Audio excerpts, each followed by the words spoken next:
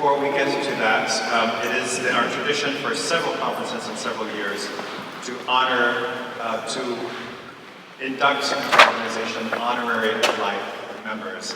These are individuals in our profession of choral conducting, collegiate teaching, who have given of their time and their skills and their passion for many years, and it is our pleasure to recognize them. So we are happy this evening to honor 3 members of our profession with honorary life memberships. And we have asked individuals that are close to these people to introduce them. So I will turn it over to them. The first honorary life member that we wish to recognize is Karen Kennedy, and I'd like to call Alex Shumacher and Jay Saban to the stage to introduce her and to recognize her.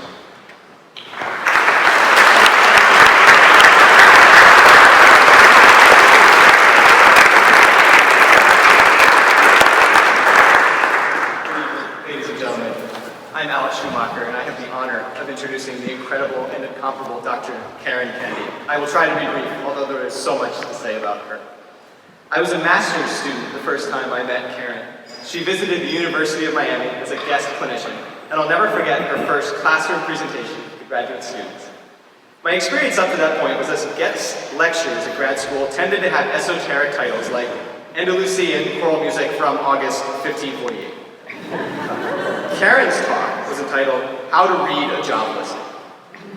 It included fictional job postings from prestigious institutions such as East Cupcake University, whose posting I believe sought something like a dynamic educator/scholar to run the choral program, teach undergraduate and graduate choral conducting repertoire, the history of the concerto, private oboe lessons, and run the department's website, among other things. I adore the Spanish Renaissance as much as the next DCA, but Karen's talk was a lot more useful to me at that point in my life.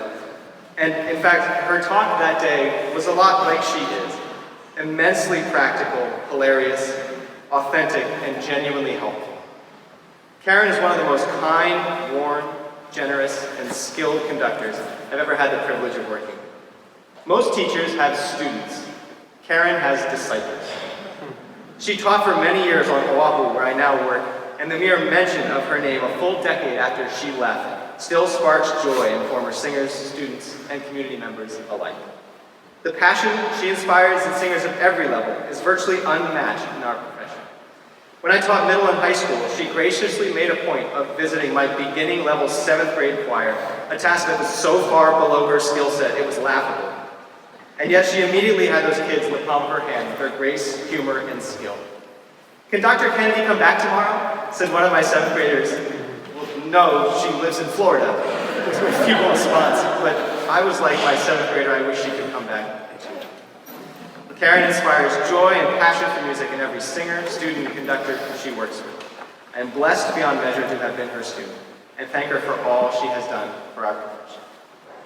I'd now like to introduce my colleague, Dr. Jay Saplan, who will read some words from Karen.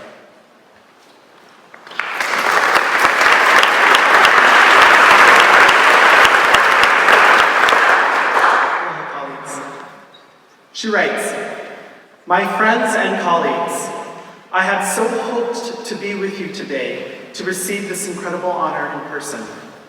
When I started my college career at the University of Hawai I remember sitting with Human Resources and declaring that no, I would not be opening a retirement account because I did not ever intend to retire. At that time, I couldn't imagine not being part of this incredible, vibrant, inclusive, artistic community, and had fully planned to be dragged off the podium at the ripe age of 112. Now that my health has forced me into an early retirement, I realize even more how much our choral community means to me. Even after being away for 2 years now, the bonds we have formed only grow stronger. I am so very grateful for those of you who have kept me in your prayers and in the loop. Now, my joy comes from watching my students embrace their new careers. These DMAs come with a lifetime maintenance plan. And nothing feels better than getting updates on their successes, lending an ear on hard days, and having some good laughs about it all. So thank you, NCCO, friends, and fellow conductors. You have proven to me that this is indeed a lifelong commitment and passion. I look forward to cheering you all on. Aloha.